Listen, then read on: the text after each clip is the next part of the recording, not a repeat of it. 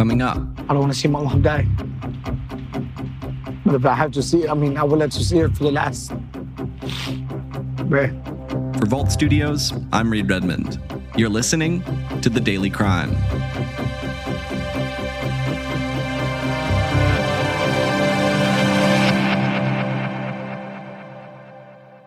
My name is John Lucio. I am Melissa Lucio's oldest son. I am the oldest son.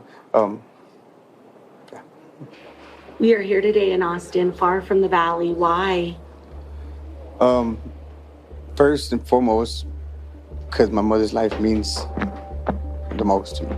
The family of 52-year-old Melissa Lucio has been fighting an uphill battle, trying to call attention to her capital murder case in hopes of getting her exonerated. We're down to just a little over 14 days, 2 weeks, until that scheduled execution. Your head is where today, John? I don't know where I left it. It's been... I believe God is the one that's pushing me. I'm running on fumes. I'm running on His energy and His strength, because mine is not going to get me nowhere. Melissa Lucio is scheduled to be executed on April 27th, Wednesday. But as that date has drawn nearer, the case has drawn national attention, with individuals throughout the state of Texas and all around the country joining in the family's calls to free Melissa Lucio. In 2020, a Hulu documentary unearthed some new details that people argue could prove that she's innocent. This group standing behind me here at Dallas City Hall says it's gathering here to raise awareness. They know unless they can change some minds over the next 20 days, Melissa Lucio could be the first Latina to be executed in this state. My mom has no life in her no more. Melissa Lucio's story really highlights the potential injustice in our criminal justice system. We brought 40,000 flyers. It looks like a lot of them have been taken. Signs, we brought hundreds of signs, and looks like all of them are gone. You're not alone, though. You walked in with quite a few people wearing shirts that read Free Melissa Lucio. There are members of religious faith-based organizations here. You have this unprecedented support from more than 80 members of the Texas legislature on both sides. Mm-hmm. You're not standing alone in this. I'm not. Why do you think that is? I believe God put these people in my path, God, my mother's path. My mother's a God-fearing woman. She's a child of God. She's a daughter of God. And I believe her prayers are just being answered. Is what is happening today. And you believe she's innocent? I know she's innocent.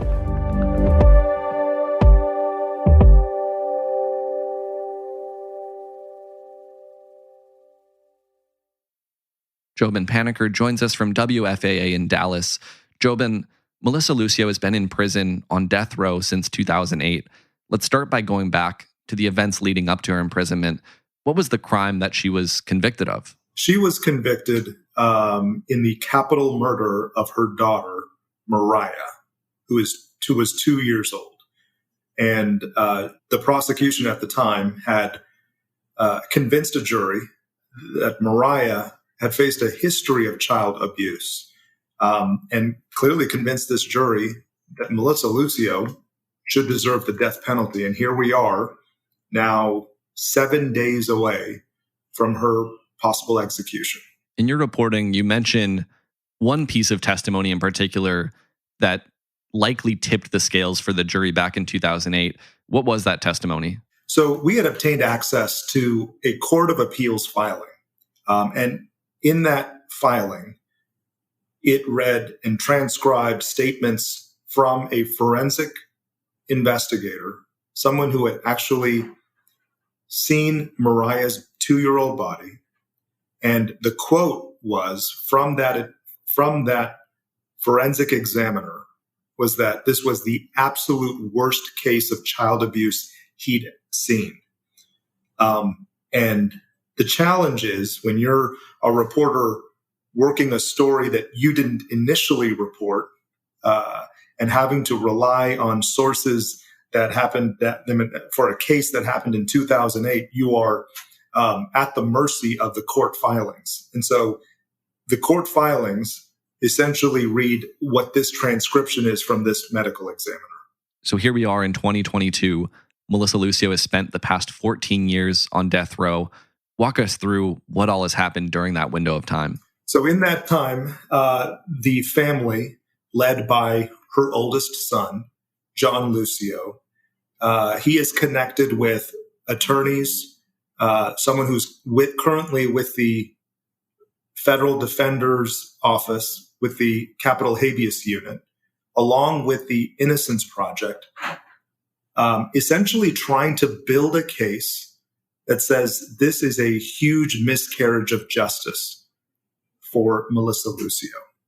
And so they have gone back into the case and identified places where they felt the jury was not given information or not given the full picture. And again, this is their perspective. Their perspective is the jury was not given the full story surrounding the death of Mariah, and also not given the full story of what kind of person Melissa Lucio truly was. So what does the family say is the full story? What evidence are they pointing to say that Melissa Lucio is innocent? The story from the very beginning has been that Mariah fell down a steep flight of stairs outside of their home. They were in the process of moving. Mariah fell down the stairs, and that's how she ultimately succumbed to her death. Those injuries are ultimately what succumbed to her death. Now, the forensic examiner and the prosecution has essentially argued and proven by a jury that yes, there are injuries from that fall, but also there was a history of injuries prior to that. Now, John Lucio, the son, maintains that Melissa Lucio, his mother, is not that type of person. I know she's innocent. My mother was a woman that lacked discipline in our family, which we very much needed. She didn't know what discipline was. We were spoiled kids. She was not a woman of abuse. You mentioned that an attorney with the Capital Habeas Unit of the Federal Public Defender's Office is working with the Innocence Project on this case. What did he say about Melissa Lucio's conviction? How did he characterize it? The words he used were, "This is very concerning." In terms of a miscarriage of justice, this is probably the worst case I think I've ever seen. He thinks about that day, April 27th, the day that she is set to be executed. He thinks about that every day. They filed 3 weeks ago an application for clemency, and they want to get this case to the governor and the Texas Board of Pardons and Paroles. It's very likely both parties already know about this. The question is, will the Board of Pardons and Paroles make a recommendation to Governor Abbott that Melissa Lucio either deserves a reprieve or deserves clemency? What specific pieces of evidence are they pointing to as they argue that the governor should grant Melissa Lucio clemency? There are some things that they argue that is more a theory versus something that is factual, that we can actually evaluate.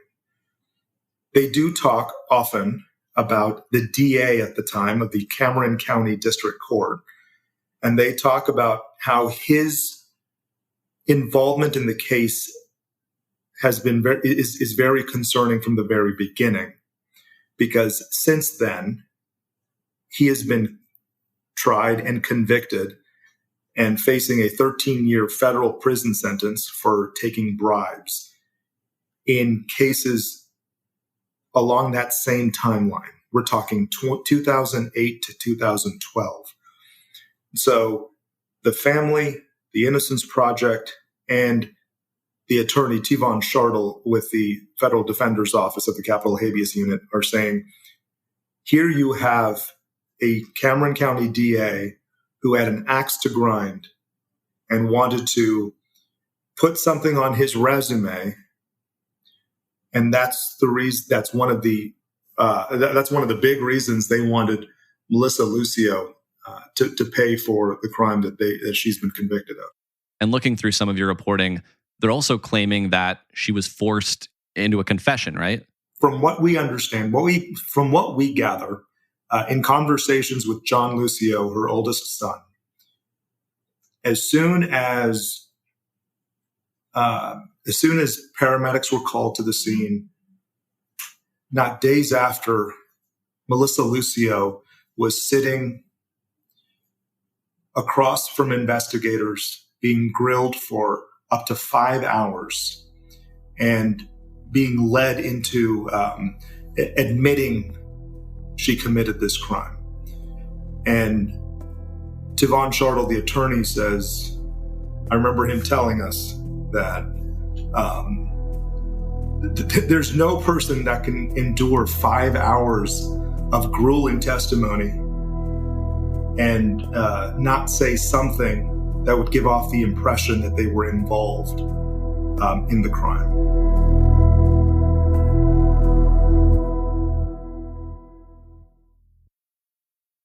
As it stands, again, Melissa Lucio is scheduled to be executed on April 27th. That's this coming Wednesday. Someone else you talked with is Abraham Bonowitz, who works with a nonprofit called Death Penalty Action. Short of the governor granting clemency, what did he say would be another way, perhaps an easier way for immediate relief right now with this execution date fast approaching? Yeah, Abraham Bonowitz has been instrumental in organizing a lot of the rallies at the state capitol, down in the Rio Grande Valley where they live, all across Texas. They've come up here to Dallas. Abraham Bonowitz is with Death Penalty Action, executive director there. Obviously, he is very much in tune with the family. He tells us that the quickest way for some relief for Melissa Lucio would be for the Cameron County District Attorney to withdraw the execution warrant. Now, that is just one court avenue. We already know that Melissa Lucio's appeal was denied. So that was a huge loss for the Melissa Lucio case. Now, if the Cameron County DA, the current one, is the one who has to set the date, he's the one who had to set the April 27th date. From what I understand, at least according to Abraham Bonowitz, he also can withdraw the execution warrant. Now, of course, there are other manners of relief. The governor can act. The governor can offer a reprieve, which could be, we've heard both 30 days and we've also heard 120 days. In talking with Tivon Shartle, the attorney, the Innocence Project, and the family, those 30 days would be instrumental in building a case that could prove her innocence or prove that she did not commit capital murder. You mentioned you talked to Melissa Lucio's oldest son, John Lucio, who's been kind of leading this fight. And he told you that his focus right now is just trying to stop April 27th from arriving. What else did he say is on his mind as we get closer and closer to that date? It's actually quite interesting when we talked with him, because when we talked with him in Austin. They were there at the Capitol protesting. They had a rally in front of the governor's mansion the day before, obviously trying to get the attention of the governor. And I asked him, when's the next time you go see your mother? And he's like, oh, later this week. And I asked, because it could be one of the last times you see your mother alive.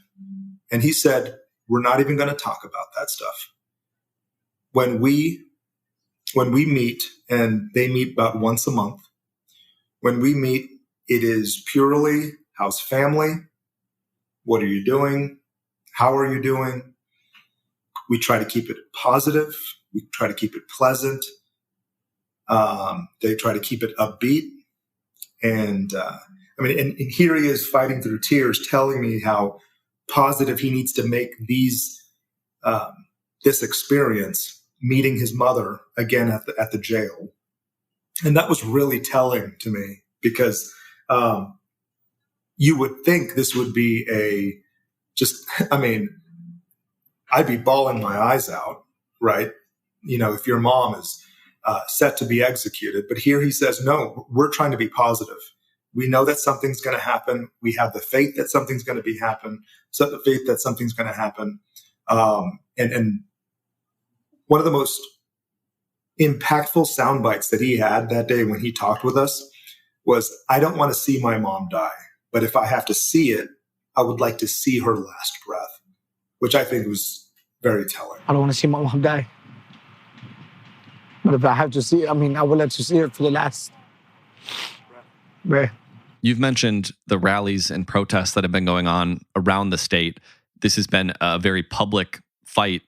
Can you talk about the response that you've heard from lawmakers in Texas? So we have a lawmaker here in Collin County. His name is Jeff Leach. He's a Republican, and he co-chairs the House Criminal Justice Reform Caucus. And they had a press briefing where a number of lawmakers from this House Criminal Justice Reform Caucus are essentially saying, and his quote is, "The life of a fellow Texan who could be innocent is hanging in the balance right now." The life of a fellow Texan who very likely could be innocent is hanging in the balance. And that cry was really for the governor. Governor Abbott, you need to hear this story. You need to hear about Melissa Lucio's story. And what we've learned is that close to 90 lawmakers, Republican and Democrat, have appealed to the governor. Jobin Panicker will be watching your reporting and the rest of WFAA's reporting as that April 27th date approaches. Thanks for sharing the story. Absolutely. Thanks for having us. And thank you for listening to this episode of The Daily Crime. We're right here with a new one every day of the week, Monday through Friday. So make sure you're subscribed to or following us wherever it is you're listening right now. If you're looking for more podcasts to listen to, you can head over to voltstudios.com for a full list of our shows that includes our weekly podcast, True Crime Chronicles. That'll do it for this one. Until next time, for Volt Studios, I'm Reed Redmond.